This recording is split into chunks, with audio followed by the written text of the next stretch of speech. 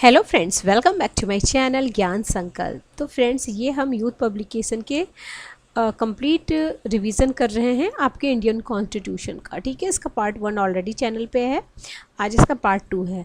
इसी बुक से हम कंप्लीट रिवीजन करने वाले हैं, जो आने वाले एग्ज़ाम में आपको काफ़ी हेल्प करेगा।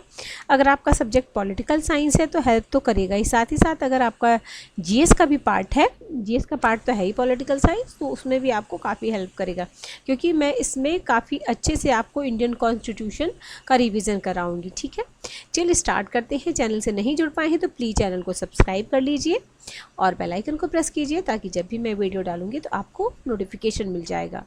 तो आज अगर आप नोट्स बना रहे हो तो टॉपिक लिख लीजिएगा, भारत परिषद अधिनियम 1892।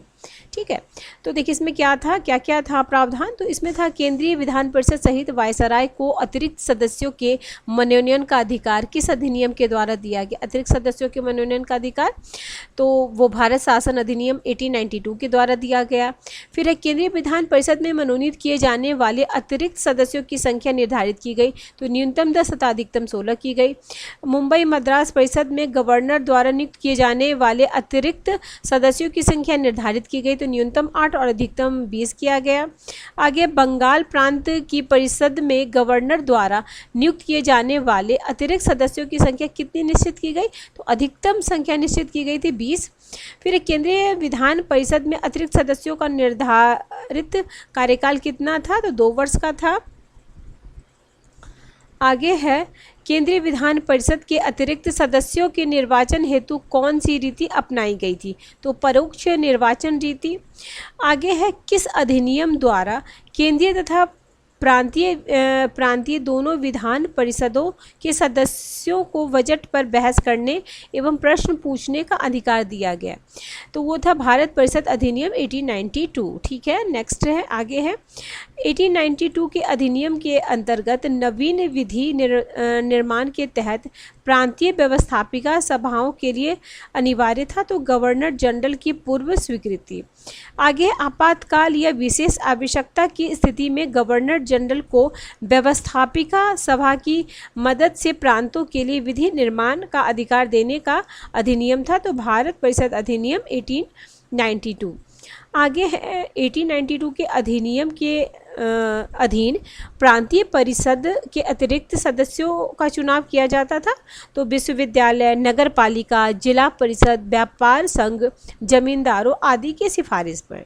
आगे है 1892 के अधिनियम के तहत केंद्रीय परिषद के गैर सरकारी सदस्यों का निर्वाचन किस प्रकार होता था, तो ये होता था प्रांतीय परिषदों के गैर सरकारी सदस्यों की सिफारिश पर।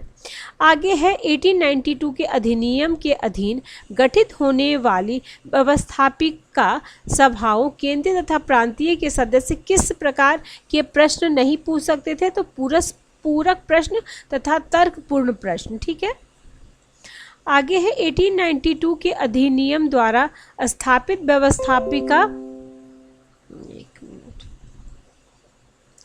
व्यवस्थापिका सभाओं की वास्तविक स्थिति थी, तो परामर्शदात्री परिषद जैसी। आगे 1892 के अधिनियम की आलोचना करने वाले नरम दलीय नेताओं के नेतृत्व करता थे, तो गोपाल कृष्ण गोखले। आगे 1892 के अधिनियम द्वारा किए गए सुधारों का पूर्ण लाभ उठाने की सलाह देने वाले भारतीय राष्ट्रीय कांग्रेस के नेता कौन थे, तो सुरेंद्र नाथ बनर्जी।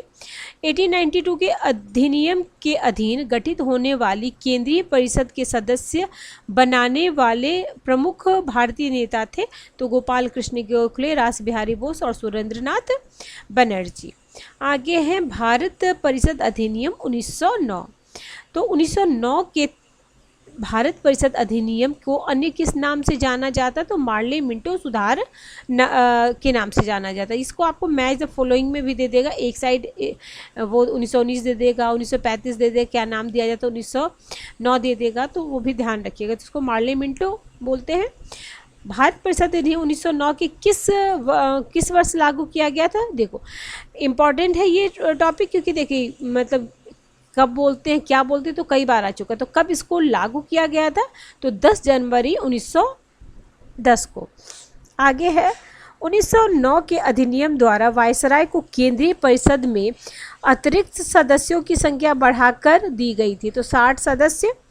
आगे 1909 के अधिनियम द्वारा वायसराय की परिषद की कुल सदस्य संख्या कितनी हो गई थी, तो 69 हो गई थी।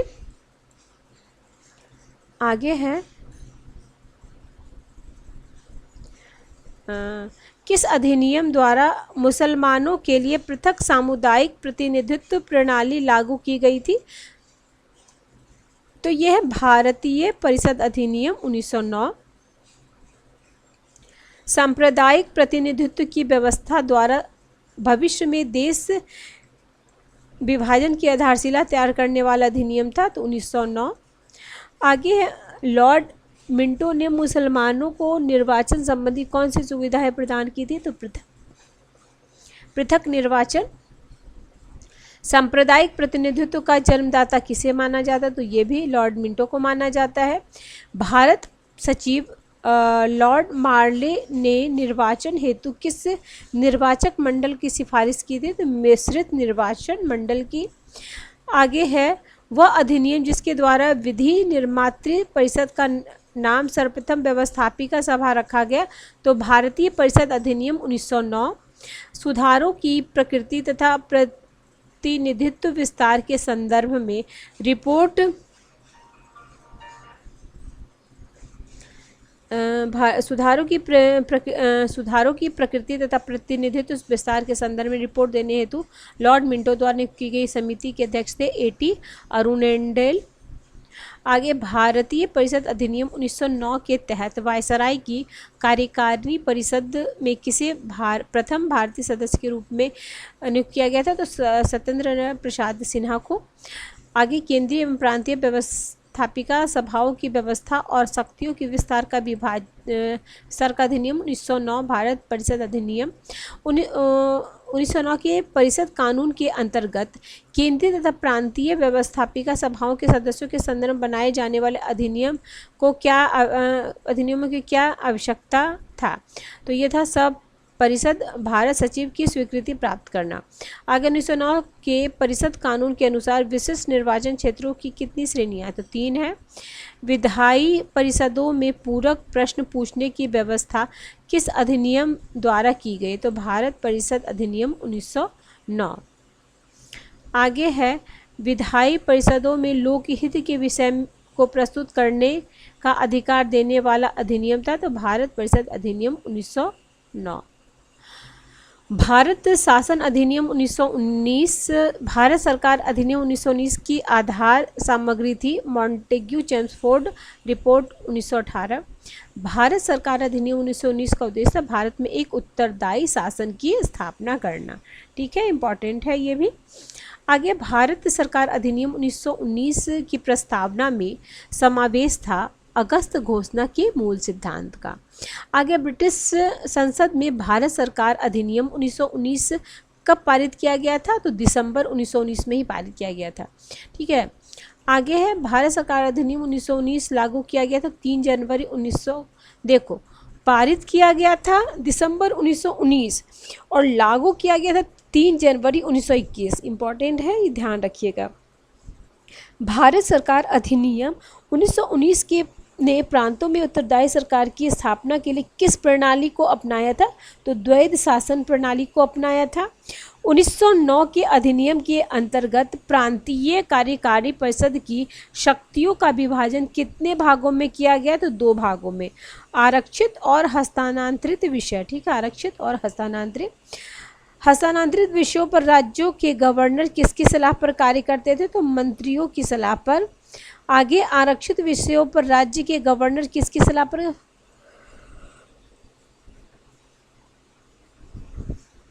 तो कार्यकारी परिषद की सलाह पे। पहली बार किस अधिनियम के द्वारा केंद्रीय एवं प्रांतीय विषयों में विभाजन किया गया था, तो भारत सरकार अधिनियम 1919। 1919 के अधिनियम के तहत प्रांतीय तथा केंद्रीय सरकार के बीच शक्ति विभाजन किया गया, तो न्याय गमन नियमों के अनुसार। भारतीय संविधान में सरकार को एकात्मक से संघात्मक में परिवर्तित करने हेतु पृष्ठभूमि तैयार करने वाला कानून कौन था? तो भारत सरकार अधिनियम 1919। 1919 के अधिनियम के अधीन केंद्रीय तथा प्रांतीय सरकारों के मध्य विवाद की स्थिति में मान्य मत किसका होता? तो केंद्र सरकार का। आगे 1919 के अधिनियम का झुकाव किस तरफ था? तो संघात्मक सरकार की तरफ। भारतीय सरकार अधिनियम 1919 के अनुसार प्रांतीय स्तर पर विषयों में भ्रम की स्थिति में किसका स्पष्टीकरण मत एवं निर्णय अंतिम होता? तो गवर्नर का। भारत में गवर्नर के अधीन कितने प्रांतों में द्वैध शासन प्रणाली लागू की गई? तो 9 प्रांतों में। भारत सरकार अधिनियम 1919 के अधीन प्रांतों में स्थापित होने वाली विधान परिषद किस प्रकार की थी? तो एक सदनीय थी। आगे किस अधिनियम के द्वारा प्रांतीय विधान सभाओं के लिए पहली बार प्रत्यक्ष निर्वाचन की प्रणाली अपनाई गई? तो 1919 के अधिनियम द्वारा। आगे है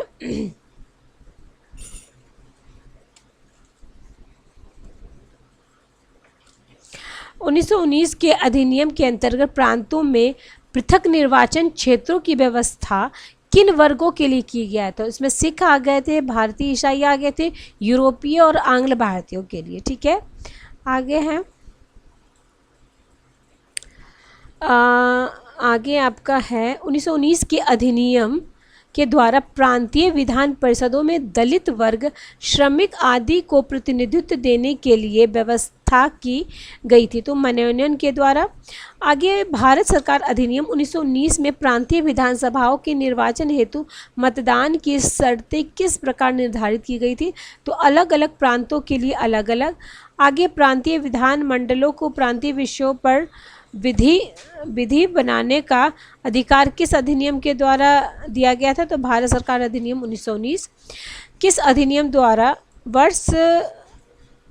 प्रतिवर्ष विधानमंडल के समक्ष बजट प्रस्तुत किया जाना अनिवार्य हो गया? तो वो भी था 1919 के अधिनियम के द्वारा। भारत सरकार अधिनियम 1919 द्वारा प्रांतीय विधानसभाओं का कार्यकाल तो 3 वर्ष। 1919 के अधिनियम के अंतर्गत प्रांतीय विधानसभाओं का सत्र बुलाने, स्थगित करने तथा भंग करने की शक्ति किसमें थी? तो गवर्नर में थी। किस प्रांत में द्वैध शासन प्रणाली में असंतोष ढंग से कार्य किया गया था? तो पंजाब। फिर आगे है आपका मंत्री जो है गवर्नर के प्रसाद पर्यंत ही कार्य कर सकेंगे। यह व्यवस्था किस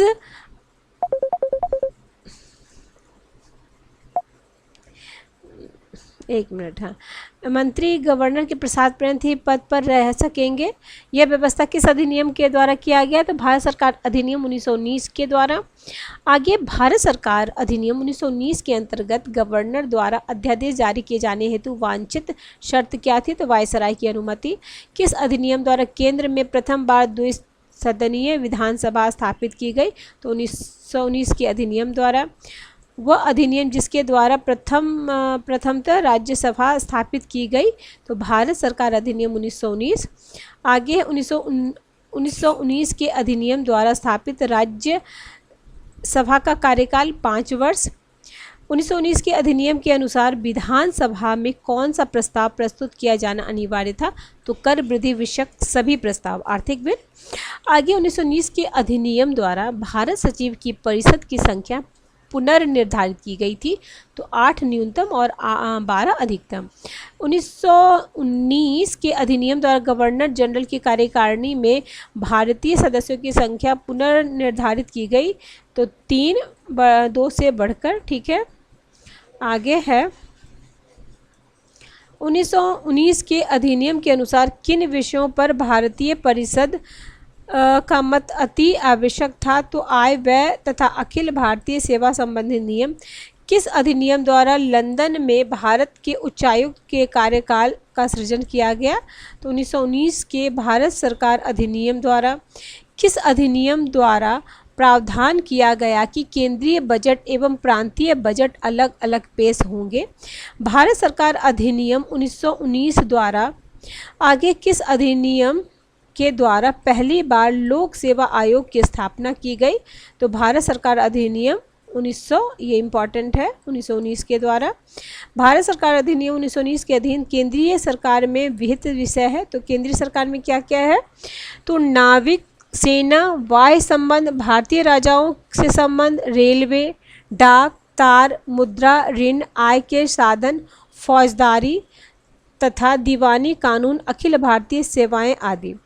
आगे भारत सरकार अधिनियम 1919 के अधीन प्रांतीय सरकार में निहित विषय थे स्थानीय स्वशासन, शिक्षा, स्वास्थ्य, कृषि, उद्योग, बिक्री कर, सहकारी समितियां, भूमि कर, प्रशासन, सिंचाई, न्याय, पुलिस तथा कारागृह आदि। 1919 के अधिनियम का किन लोगों द्वारा स्वागत किया गया? तो कांग्रेस के मध्यम मार्गीय द्वारा। मुंडी मैन समिति किस लिए गठित किया गया? तो 1919 के अधिनियम की जांच के लिए। भारत का गवर्नर जनरल राज भी करता है और शासन भी, यह कथन संबंधित है 1919 के भारत शासन अधिनियम गवर्नर जनरल को दिए गए विशेषाधिकार के संदर्भ में। आगे है, किसने कहा 1919 का अधिनियम भारतीयों के लिए बेड़ियों का जाल है? तो ये सुभाष चंद्र बोस का कथन है। 1919 को बेड़ियों का, भारतीयों के लिए बेड़ियों का जाल सुभाष चंद्र बोस ने कहा था। और यह कथन किसका है? कि चैम्सफोर्ड सुधार भारत के आर्थिक शोषण तथा उसे परतंत्र बनाने की प्रक्रिया